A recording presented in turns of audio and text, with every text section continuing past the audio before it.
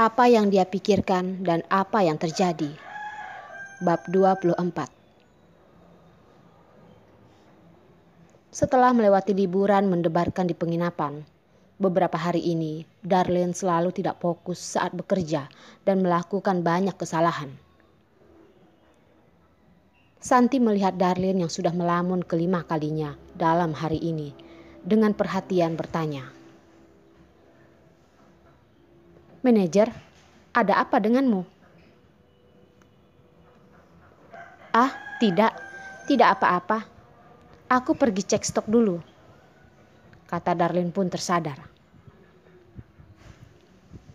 "Manajer, sekarang sudah waktunya makan siang," Santi mengingatkannya. Ada apa dengan manajer? Tidak hanya melamun, hal yang sudah dia lakukan sendiri juga lupa. Bukannya pagi ini dia sudah mengecek stok.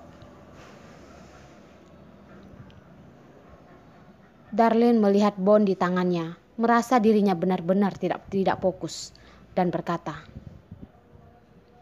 "Santi, kamu pergi makan dulu." Santi melihat Darlene tidak ada maksud untuk pergi dan bertanya, "Manajer, kamu memangnya tidak ikut dengan kami?" Tidak, aku tidak ada nafsu makan," kata Darlene menggelengkan kepalanya. Santi melihat Darlene benar-benar tidak ingin pergi. Dia pun tidak memaksanya lagi. Dia lalu mengikuti rekan lainnya dan pergi. Darlene dengan lelah memijat dahinya lalu kembali ke ruang istirahat sendirian. Duduk di kursi sambil menutup mata. Otaknya terus memikirkan tatapan Yos yang dalam itu. Dia mengira Yos akan segera datang mencarinya. Akhirnya, setelah kembali selama 3 hari, hatinya yang awalnya merasa kacau pun menjadi tenang. Tidak ada telepon dan juga pesan. Tatapannya tanpa sadar melihat ke layar ponselnya.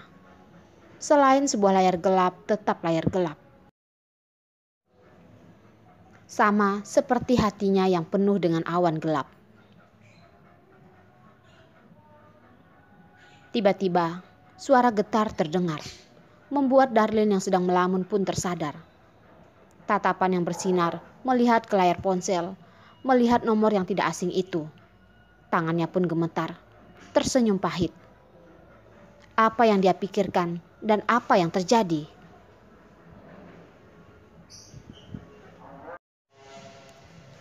"Halo?" Darlene menyadari suaranya sangat tegang.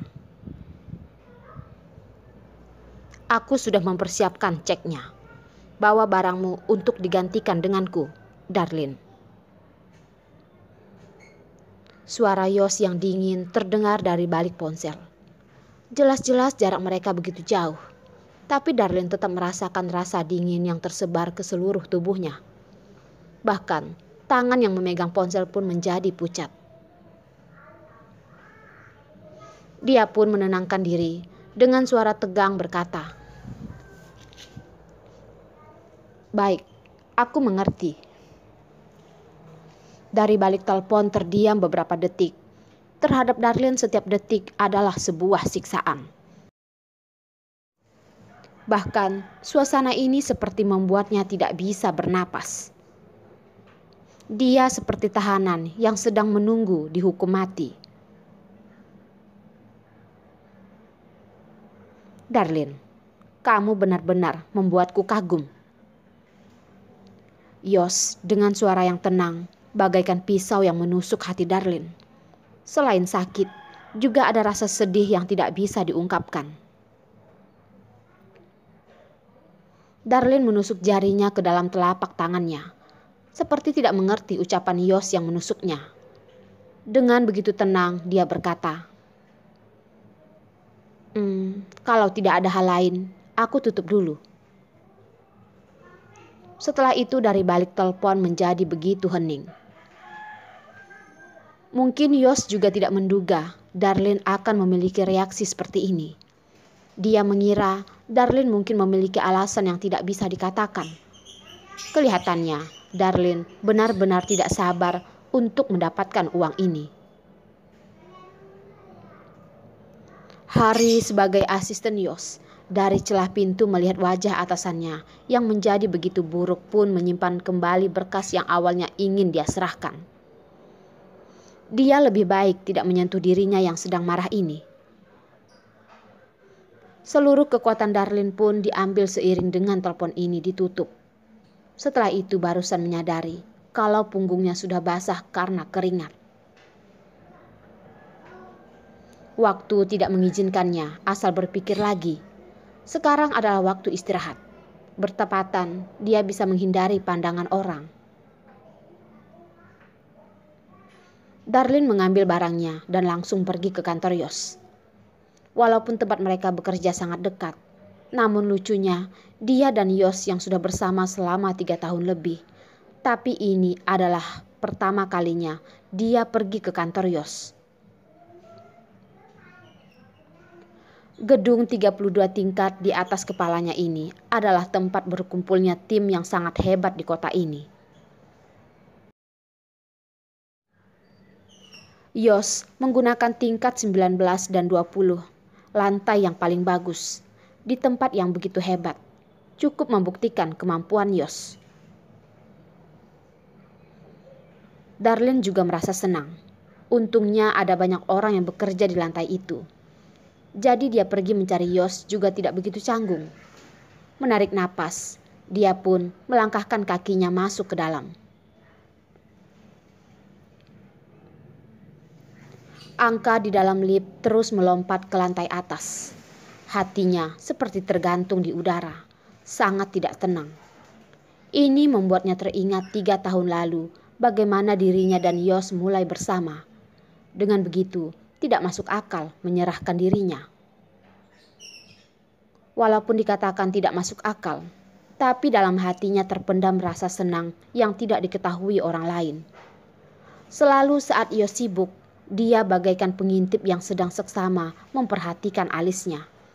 Tatapannya yang sangat dalam, bibir yang tipis, bentuk wajah yang jelas, tubuh yang ramping dan tinggi. Tidak peduli dari sisi manapun, Yos selalu begitu sempurna hingga membuat orang cemburu. Pria itu sepertinya memang terlahir sebagai pemimpin. Tidak peduli berjalan dimanapun, dia selalu begitu bersinar. Darlene sudah mencuri 3 tahun yang begitu manis. Jelas-jelas dia seharusnya merasa bersyukur. Tapi dalam hatinya malah merasa semakin kosong. Membuatnya menginginkan lebih banyak lagi. Tidak hanya ingin dia berada di sisinya. Ding dong, suara lift berbunyi dan pintu lift pun terbuka. Menarik Darlene kembali ke kenyataan. Kantor Yos sudah sampai. Walaupun itu adalah waktu istirahat, di dalam masih ada beberapa orang yang sedang bekerja. Darlene berjalan ke arah customer service dan bertanya,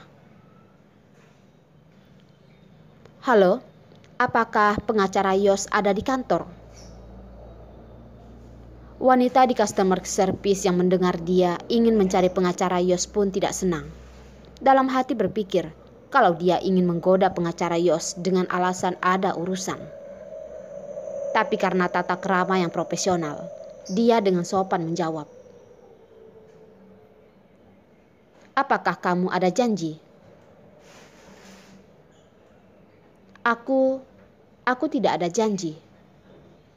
Darlene melihat wanita itu dengan tidak senang, mengerutkan dahi, buru-buru menjelaskan. "Tapi pengacara Yos yang menghubungiku, menyuruhku datang kemari. Namaku Darlene." Customer service itu pun mengerutkan dahi dan melihat Darlene. Walaupun merasa tidak percaya, tapi untuk berjaga-jaga terjadi kesalahan, dia pun menelpon dan memastikan dulu. Setelah telepon tersambung, customer service pun melihat Darlene sejenak.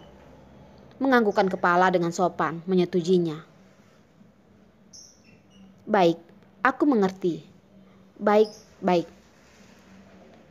Wanita customer service itu pun menutup telepon, berjalan keluar dan dengan lebih sopan, tidak menduga kalau wanita ini adalah tamu yang diundang pengacara Yos. "Nona Darlin, silahkan ikut aku." Darlin menganggukkan kepala dan berkata, "Maaf, merepotkanmu." Customer service membawanya melewati area kerja yang panjang, berjalan ke dalam kantor yang paling dalam. Di balik pintu yang tebal, Darlin merasa di hadapannya itu bukanlah pintu, melainkan puncak gunung yang tidak bisa dia lewati. Gunung itu bernama Yos, begitu tinggi. Customer service dengan sopan mengetuk pintu. Dengan sopan berkata pada orang di dalam, "Pengacara Yos, Nona Darlin sudah tiba." Suara Yos pun terdengar dari balik pintu. "Biarkan dia masuk." "Baik, pengacara Yos." Ucapan Yos sangat jelas. Dia hanya ingin wanita yang di samping itu masuk. Customer service itu pun semakin penasaran. Beberapa hari yang lalu, pacar pengacara Yos barusan datang. Lalu, siapa wanita ini? Merasa sikap pengacara Yos sepertinya sedikit aneh, wanita customer service itu pun tidak berani asal berpikir lagi. Darlin terlihat tenang, hanya dalam hatinya yang paling jelas betapa gugupnya dirinya. Tangannya bahkan sudah berkeringat.